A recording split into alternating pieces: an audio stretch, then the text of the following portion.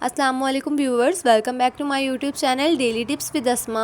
आज की इस वीडियो में हम आपको बताएंगे सदीरा नाम के बारे में अनोखी और दिलचस्प मालूमात।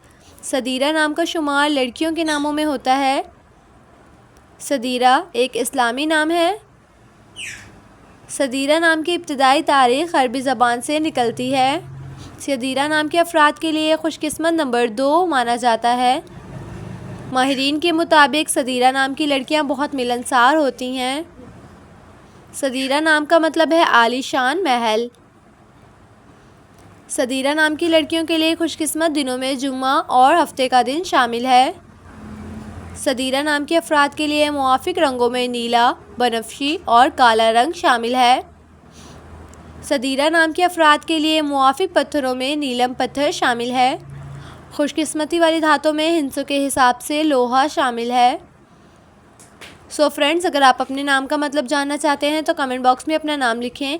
इंशाअल्लाह हम आपके नाम की वीडियो ज़रूर बनाएंगे। Thanks for watching. अल्लाह हाफिज़।